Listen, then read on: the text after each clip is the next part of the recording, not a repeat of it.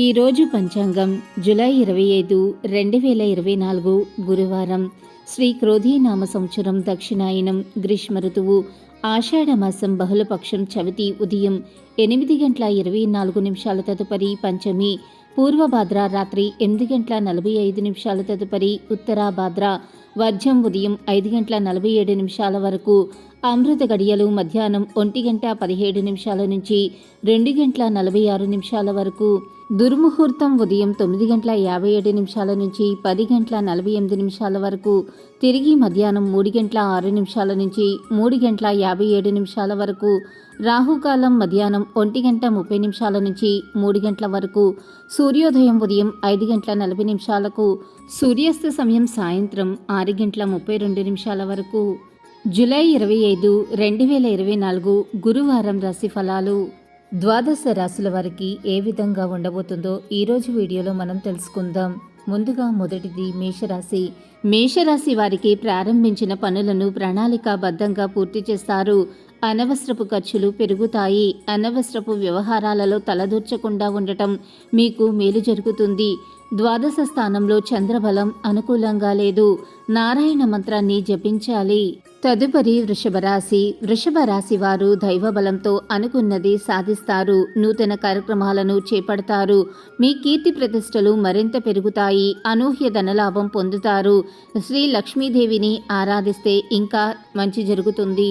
తదుపరి మిథున రాశి. మిథున రాశి వారు సర్వత్రా విజయసిద్ధి కలదు. ఊహించిన దానికంటే గొప్ప ఫలితాలను పొందుతారు. మీ పనితీరుకు ప్రశంసలు లభిస్తాయి.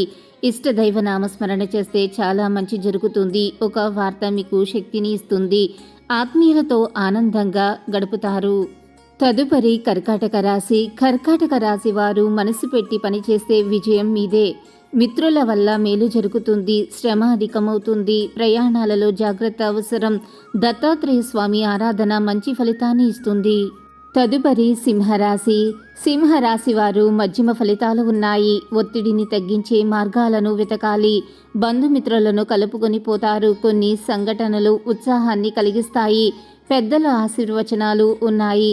శివుణ్ణి ఆరాధిస్తే మంచి జరుగుతుంది. తదుపరి కన్యరాశి. కన్యరాశి వారు అత్యంత శ్రేష్టమైన కాలం. ప్రారంభించిన పనులలో విజయం సాధిస్తారు. ఇష్టమైన వారితో సంతోషంగా గడుపుతారు. ఆధ్యాత్మిక కార్యక్రమాలలో పాల్గొంటారు. ఇష్టదేవతా స్తోత్రం చదివితే ఇంకా మంచి జరుగుతుంది. తదుపరి తులారాశి. తులారాశి వారు ప్రారంభించిన కార్యక్రమాలలో విఘ్నాలు ఎదురవుతాయి. మీ రంగాలలో నియమాలను పాటిస్తూ ముందుకు సాగండి. మంచి ఫలితాలు సొంతమవుతాయి. అతిగా ఎవరిని విశ్వసించకండి. శ్రీరామనామాన్ని జపించటం చాలా ఉత్తమం. తదుపరి వృశ్చిక రాశి. వృశ్చిక రాశి వారికి దైవబలం అనుకూలిస్తుంది. చేపట్టే పనిలో విజయం దక్కుతుంది. సౌభాగ్య సిద్ధి ఉంటుంది. భోజన సౌఖ్యం కలదు. స్థిరాస్తి కొనుగోళ్లు లాభిస్తాయి. ఇష్టదైవ ఆరాధన ఎంతో శుభప్రదం. తదుపరి ధనుసు రాశి. ధనుసు రాశి వారికి కార్యసిద్ధి ఉంది.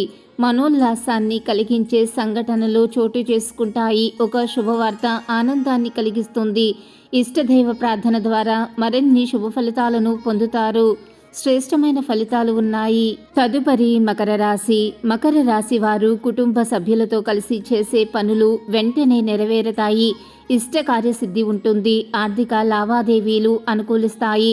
ప్రయాణాలలో జాగ్రత్తగా ఉండాలి. దుర్గా ధ్యానం ఎంతో శుభప్రదం. తదుపరి కుంభరాశి.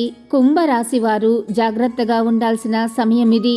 ఆర్థికపరమైన జాగ్రత్తలు తీసుకోవాలి. ఆవేశాలకు పోవద్దు. శ్రమ అధికమవుతుంది. లింగాష్టకం చదవటం వలన పనులలో విజయంతో పాటు మంచి జరుగుతుంది. తదుపరి మీనరాశి. మీనరాశి వారికి మనోబలంతో చేసే పనులు విజయాన్ని అందిస్తాయి. ముఖ్య విషయాలలో కుటుంబ సభ్యుల సహకారం లభిస్తుంది. మొహమాటాన్ని దరిచేరనీయకండి. ఆర్థిక పరంగా జాగ్రత్తలు ఎంతో అవసరం. నవగ్రహ ధ్యానం వలన మేలు జరుగుతుంది.